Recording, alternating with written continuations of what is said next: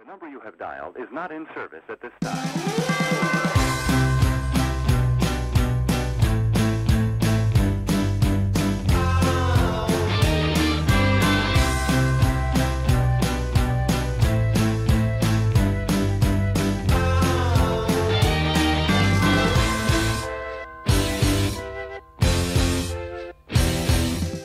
Welcome to Spotlight on the Arts. I'm Patrick Cristiano, your host, the publisher of TheaterLife.com, a website for theater buffs in New York City covering Broadway and off-Broadway theater. We're coming to you from the LTV studio in Wainscott, where I have a special guest today who came all the way from Dallas, believe it.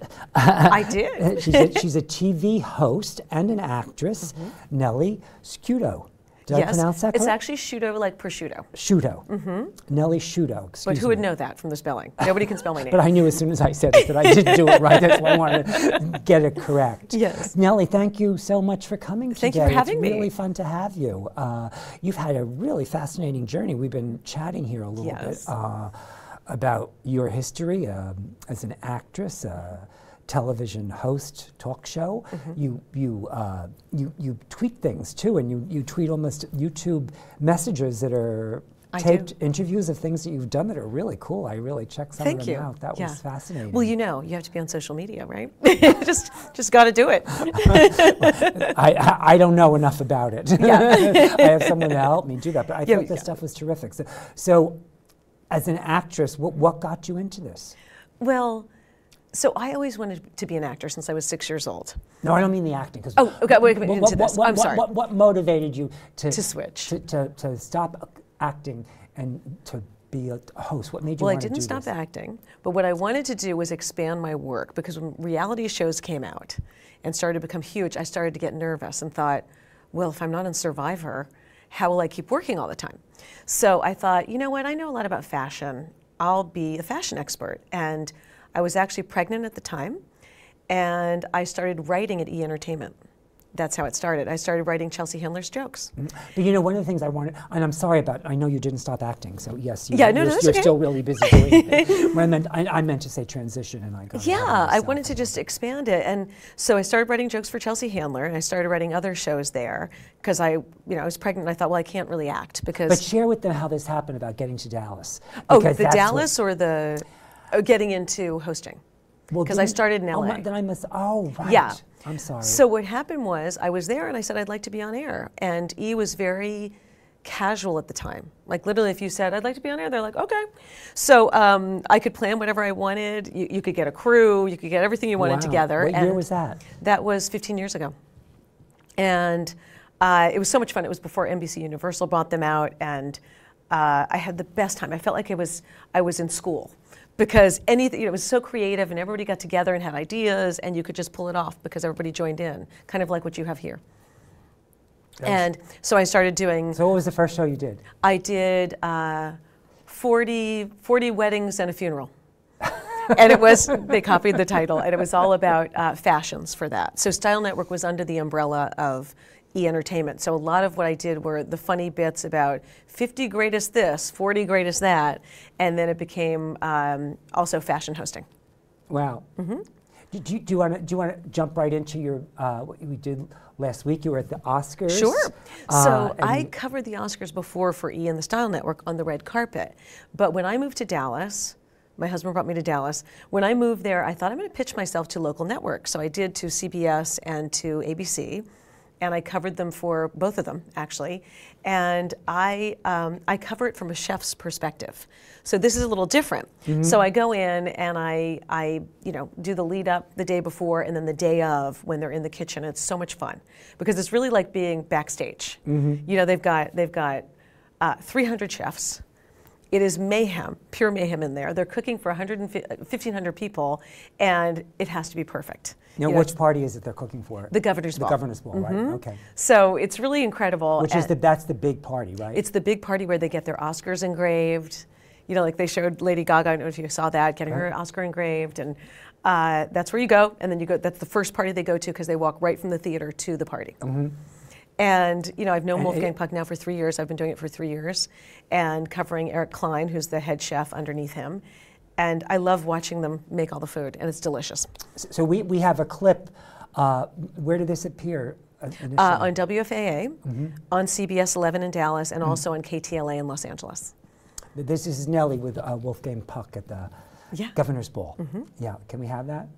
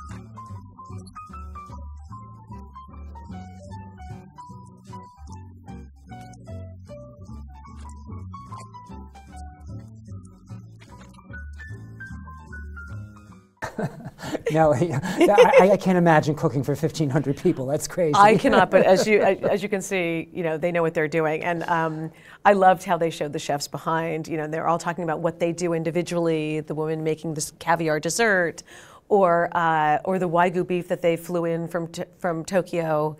They had 700 pounds of that. Imagine cooking for 1,500 people. 700 pounds. They made 6,500 gold Oscars. And then you saw when they handed me my Oscar, when they said I won an Oscar, they gave me one of the big ones, which I, of course, flew back with, and right away in security, his head fell off. I was so bummed. I was like carrying it so carefully, and then his head fell off, and then the stand fell off. But they do a lot of classics. They do those salmon Oscars you saw with the caviar on it, which are very Wolfgang Puck, California cuisine, and roasted cauliflower. That's something else they always do. But now they expanded it to vegan. As you can imagine, there are a lot of vegans in Hollywood. I'm sure. Yeah, everywhere. So they've tailored their menu to suit those people. And I just love that the spraying of that Oscar that you saw, like the idea that they take this chocolate and they literally coat it in 24 karat gold. I mean, everything's top of the line for these stars. Now, and he's been doing this for a long time, right? 25 years. 25 years. Yeah, 25-year anniversary. So he started as a young man. Yes. Wow. Yes, and a few wives ago. Oh, no. But he's a great guy, and he's always very welcoming. They let you in the kitchen. Can you imagine being in a kitchen with 300 chefs, an hour before they go out? And my favorite part is, which was not in the video, my favorite part is when they go out and they line all the waiters up, and it's like a receiving line. It's like they're all in white on two sides, and the chefs come out and they talk to them, and then they have a big toast, and it's like they're cheering it on, because it is a production. It's like being in the theater. No, it's a big deal. Yeah, absolutely, it's really cool. So what else are you going to be doing next? I mean, do you have some things coming up? I do. So for CBS 11, I do a spot called Dallas Fresh, and what I do is I cover all the new restaurants, which is why the cuisine made sense for the Oscars, and I cover a lot of what you cover. I cover different things that are in town, different plays. I cover movies, and anything sort of artsy they put me on. Now, I will say this. Being in Dallas has expanded some of my acting opportunities because I work a lot right outside of Dallas, like in New Mexico or Oklahoma or New Orleans. But, Dallas doesn't have that much in the entertainment world. That's why I expanded to restaurants, and entertaining isn't going out. Share with the audience, because what I thought was really cool about how you ended up in Dallas. Your husband is in medicine? Yeah, he has a medical supply company. They do everything orthopedic.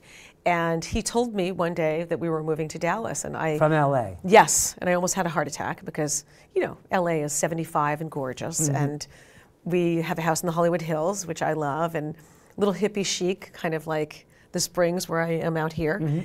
And I was like, I just couldn't imagine what Dallas was going to be like. And I went there kicking and screaming, and I actually ended up really liking it. Yeah, that's right. I want you to share how you turned something that you didn't think was so great into a real positive, and it worked for you in the ways that morphed into other things as well. Yeah, well, what I did was I created my own work, like you do, and like all of us need to do. But really what I did was I first went to all the museums and every play, because I thought I need my culture. I felt like for some reason going to Dallas was going to mean I was going to lose all my culture. So I started doing that. It isn't, though. They have a lot of culture. They have a ton of culture, and it also introduced me to my people, which I like too, instead of just, you know, business people I met through my husband. And he had spent some time there prior to that. And so I started doing that, and then I decided I'll pitch myself to the local news. And I pitched myself to CBS and ABC, and they said, sure, you can start doing some stuff. And it took a little while to get it going, and I did a few little stories that they assigned me to that were a little bit off what I normally do. And then they said, oh, she can actually speak on camera, so let's let her do more. That's terrific. Yeah. Wow. And what I also thought was interesting about your journey into acting, you wanted to act ever since you were a little child? Yes. And it was like... Well, okay. Number one, I came from a family of super achievers. I'm actually raised in a news family. My brother's a newscaster at CNN. My mother was a journalist at Newsweek. All my summer jobs were working at Newsweek. Wow. Yeah, but that was like, this is news, it's serious stuff. Acting, no, don't do that. Right. Go into journalism, and that's not what I wanted to do. So since I was 6, I started reading the encyclopedia. Fun thing to do on a Saturday. What motivated you to read the encyclopedia? I don't know. I just wanted to know everything. I always was a kid who was like, I want to read about everything, I want to know about everything, I want to see everything. And you want to share it with everybody too, don't you? Exactly. And so I started reading, for some reason, maybe it was past lives, I don't know. I was really drawn to everything French and everything Chinese. I learned everything about Louis XIV. I learned everything about China and its 5,000-year-old history. And I wanted to study those languages, so I did. And I'm What did you think of Marie Antoinette? I actually loved her. I thought she was such a fun character. That's how I looked at it. Of course, I wasn't a peasant during her time with, you know, being told, let them eat cake. But to me, they were fascinating characters. And Louis XIV was totally over the top. So that drew me into the acting world. And I always say to people that acting is a language. So they are similar.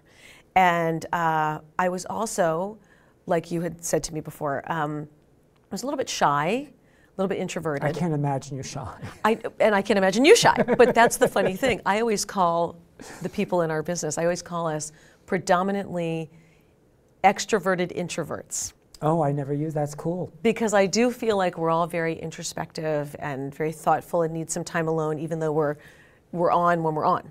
Mm-hmm. I don't know if you feel that way. Well, do you agree? Think I mean, you have to have time alone to digest. I mean, you can't digest stuff if you don't take time alone. And I'm an only child, so being an only child, I can't process unless I get some alone time. Yeah, because you're used to it. Yeah, it's a prerequisite for me. Yeah, and I'm one of 4. But my siblings, I'm the middle child, and I was sort of spread out, 8 years this way and 4 years that way.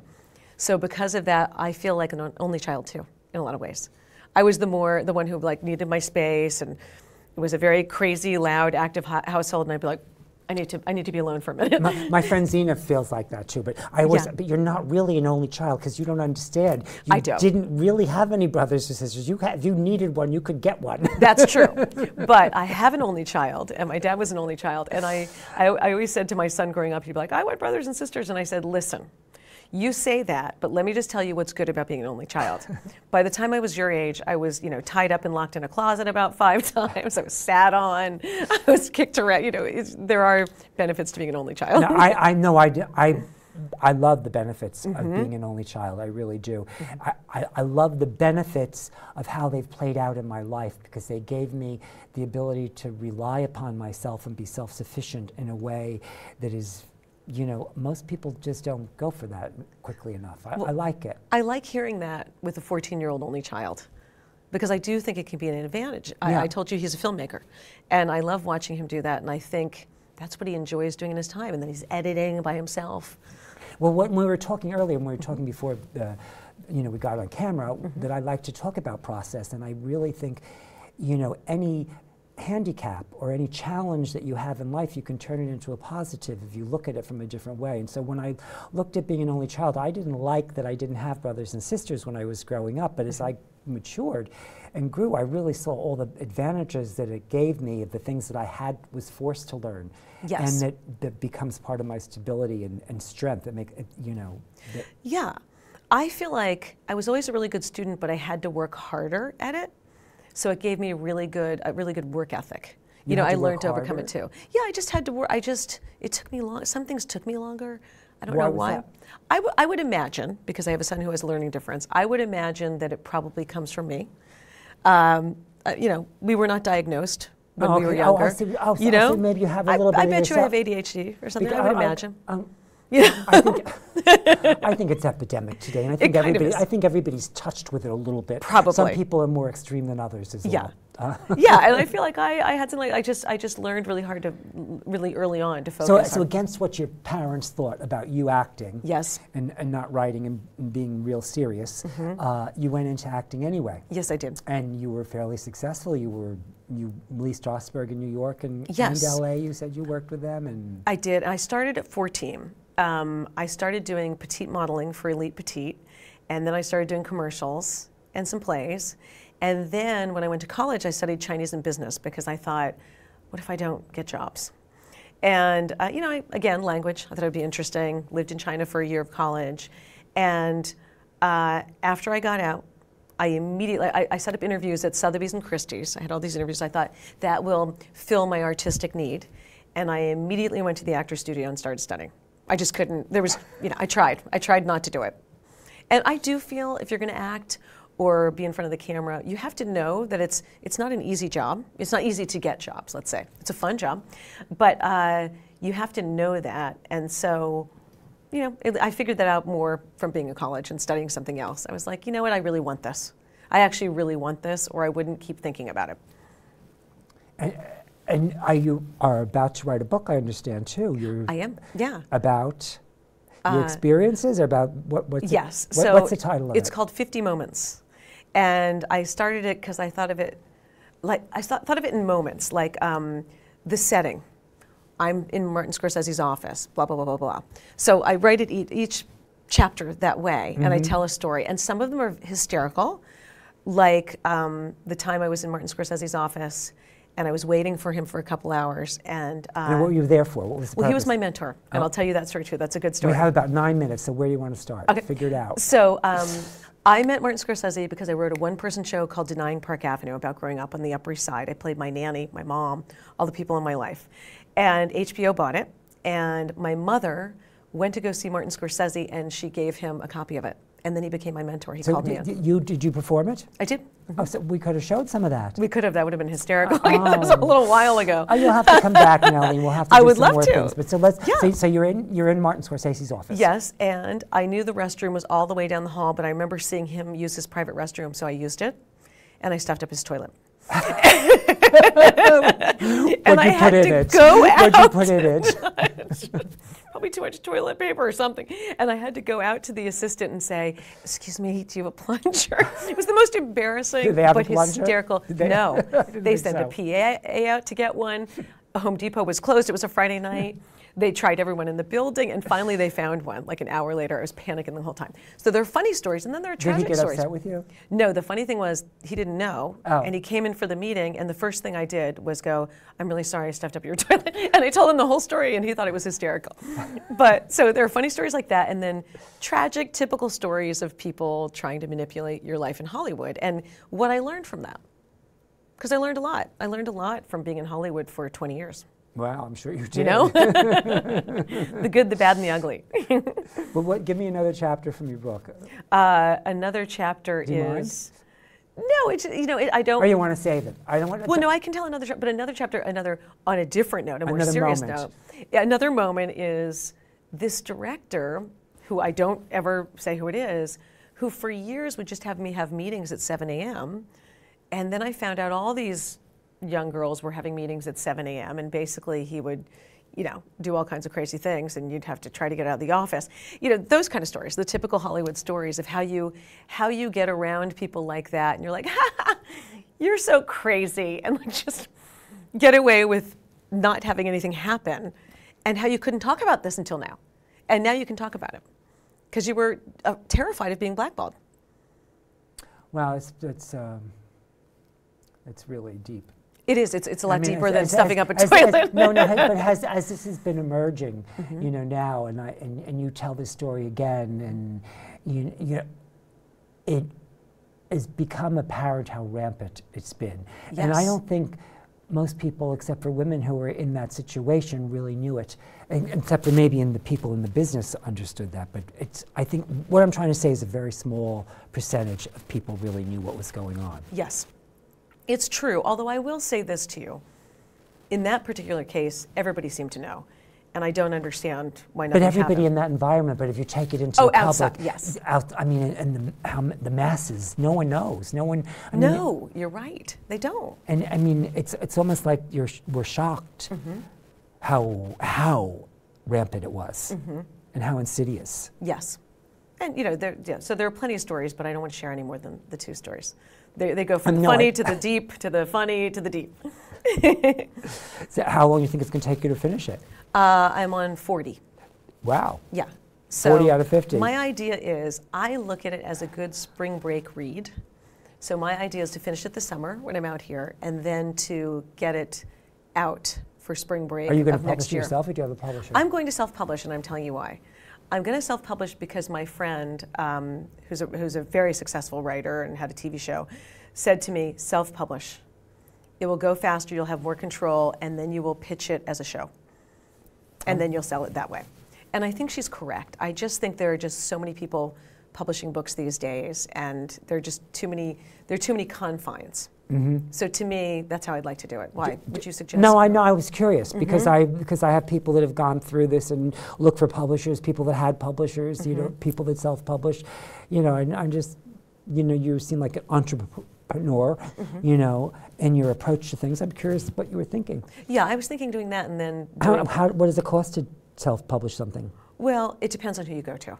That's the thing, and it depends. That is going to come up when I finish the book, to be honest. I'm not sure about that, because it depends on who you go to and who I choose to do it with. And to me, a lot of books sell these days through social media and through the way you market them afterwards, which in a lot of ways is in your own hands. For example... Yeah, well, you said about control. Yeah. And I mean, I really think having control of what you're doing and putting it out there is one of the best things you could possibly do. Yes. Especially since you're writing it yourself and it's about you. Why shouldn't you have full control of it? Yes, and my friend Kim Gatlin, who wrote Good Christian Bitches, that turned into a Darren Star show and is coming back, she's the one who said, self-publish. She said, you just go to all these meetings. You go to all these meetings. There's your friend from Dallas, right? Yes, she's hysterical. She's a very funny woman. What's her name again? Kim Gatlin. And you met her when you first went to Dallas? I met her when I first moved to Dallas, and I told her, I met her, I go, oh my God, I can't believe I'm meeting you. You are like Candace Bushnell on steroids. And she tells me it's going on her gravestone. But it's similar personality to Candace Bushnell, who I've also met and very much admire. Now, while you're here in New York, what will you do? Will you do some other things that you're here for? I just have a callback for a TV pilot, and also see family. I love being in New York, so I'm here a lot. I am constantly on a plane. It is my home away from home. Fabulous. Yeah. And will you come back and do something here at LTV Studio with me? I would love to. I would love to. I mean, bring some of the footage from. Of course. I mean, I'll bring a ton of footage because I have so much. Also, Nellie has a website, nelliesblog.com, is that what it's called? Nelliesblog.com, yes, it has a lot of my work on it. And on it, all the things that she tweets, there's shows that she does, and she makes them into tweets, so they're YouTube videos. They're all on her website, and she covers, tell us some of the things you cover, because you touch a little bit of everything. I worked for CCTV America, and I covered things like I covered Rob Schneider talking about how he's anti-vaccines. I covered different celebrities talking about their charities. So that was the more serious end. And I also cover restaurants. I cover all kinds of chef events, like the Oscars, the Governor's Ball. But you're a bit of a lifestyle guru too, aren't you? Yes, I am. I cover travel. And makeup. Cooking, makeup, style, and just, anything lifestyle related. And do you go out into the trenches and try stuff yourself all the time? I do, and and I that's how you like find doing out that. what's the best? Well, you said this before, and I love this. You said, really, you live what you do. You really do, right? You had a different way of saying it. My life is my art, and you said yes, you agreed that you did the same agree. thing. My life is my art, so I feel like that's how I became a lifestyle expert because that's how I live my life. And you become an expert in what you do and what you know. Yes, you really do. It's true. Yeah, and I like to share it with people. I love to share things with people. That's why I decided to do this television show, which was it was a fluke doing this because I didn't think it through. It just happened. I found myself, when you put yourself in process, and that's what I like to talk about, when you put yourself in the process of doing things, things happen, and the things that come up, take you into places you want to go. So I was just in the process of doing things. I think I was going to an audition, and I ran into someone, and this opportunity came up. I thought, that's a really good idea. Yeah. Maybe I will do that. That could be interesting. And like I told you about writing the play that I'm writing, it came out of the act of writing another one and improvising. So it's all about process. Because you stay open when you do that. When you're living that life, you stay open to things, and the ideas come. And part of processing is processing stuff out. I think I've discovered that's one of the most important things, to process out what you don't need so that you can become more focused on the things that are really important to you. Yes. And that's a continual process that we do.